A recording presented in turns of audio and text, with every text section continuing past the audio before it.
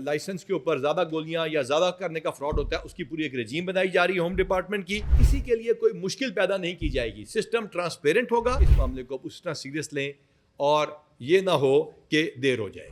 آج بھی جن لوگوں کا یہ خیال ہے کہ وہ اس ناجائز اسلحے کو رکھ سکیں گے، کہیں دفنا سکیں گے، کہیں چھپا سکیں گے، تو ہمارے پاس وسل بلوئنگ کا میکینزم آ رہا ہے. آج کی جو ہماری یہ پریس کانفرنس ہے، اس کا مقصد آپ سے ڈی ویپنائزیشن کیمپین کے سلسلے میں بات کرنا ہے اور اس لاء کے بارے میں بات کرنا ہے جس کی امپلیمنٹیشن اب CCD، Punjab police, home department کے اندر چیف منسٹر صاحبہ کے ویژن کے مطابق کرتے شروع کر رہی ہے. نئے آنے والا اسلحے کا کیا کیا جائے گا، یہ چوکیداروں کی جو یا سیکورٹی گارڈز کی ٹریننگ کا کیا کیا جائے گا، یہ لگتا ہے ڈانٹنگ ایسا ٹاسک، لیکن CM صاحبہ نے اپنی پوری ویژن دی ہے.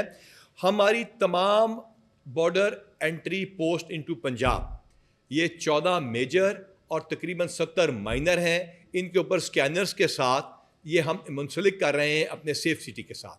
لہٰذا نیا آنے والا ناجائز اسلحہ یا ان دکانوں کے تھرو جو 4 ایک نمبر آف لائسنس کے اوپر زیادہ گولیاں یا زیادہ کرنے کا فراڈ ہوتا ہے، اس کی پوری ایک رجیم بنائی جا رہی ہے ہوم ڈپارٹمنٹ کی.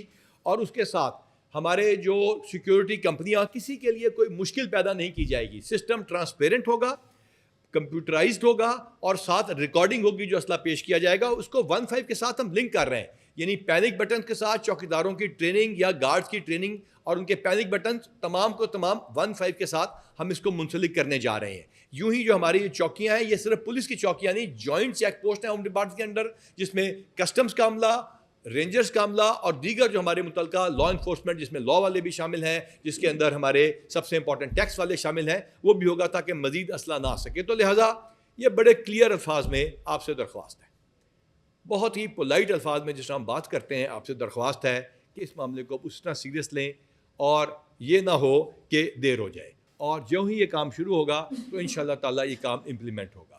جب CCD شروع کیا گیا تھا، جب یہ سیف سٹی کے پروجیکٹ CM صاحبہ نے شروع کیے تھے، جب یہ تمام انیشیٹیوز لیے تھے، تو لگتا تھا یہ امپاسبل ٹاسک ہے.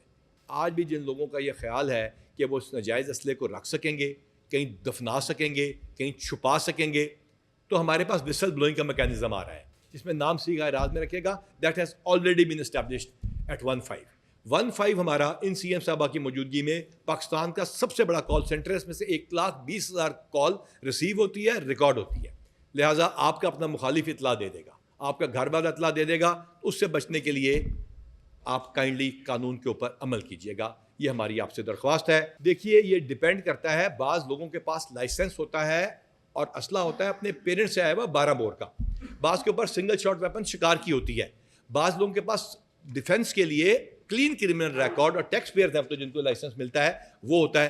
اس کو تو خطرے والی بات ہی کوئی نہیں جس کے پاس کرمنل ریکارڈ نہیں ہے، چاہے اس کے پاس نیشنل اسلحہ ہو تو وہ بھی حکومت ہی ہے نا. یہ یاد رکھیں، یہ ایک ایسا حق نہیں ہے ID کارڈ کی طرح کہ آپ پیدا ہو گئے تو آپ کا ID کارڈ بننا ہے. یہ ایک پریویلیج ہے جو آپ کو دی جا رہی ہے، اس میں آپ کی ذمہ داری ہے جو آپ نے کرنی ہے. جب یہ آرگنائزیشن پروسکرائب ہوئی 2021 میں ہوئی، انہوں نے لکھ کے دیا، اس وقت کی حکومت کو لکھ کے دیا کہ ہم بدماشی نہیں کریں گے، اور اس کے بعد ان کو یہ اجازت دی گئی کہ وہ دوبارہ کریں. اسی طرح یہ اسلحہ جو ہے، یہ ایک آپ کو ایک رائٹ دیا جا رہا ہے آپ کا کہ آپ اپنی حفاظت کر سکتے ہیں، لیکن دیٹ ڈزنٹ مین کہ وہ کرمنل ہو. اگر اس کا ایک لائسنس ہوا اور وہ کرمنل ہوا تو نہیں اجازت ہوگی، اور 10 ہوا اور اس کے پاس فیملی کا اسلحہ ہے، شکار کے لیے ہے، لاجک ہے، ریزن ہے، تو اس کو پریشانی کی کوئی ضرورت نہیں. There should be no panic in the general public.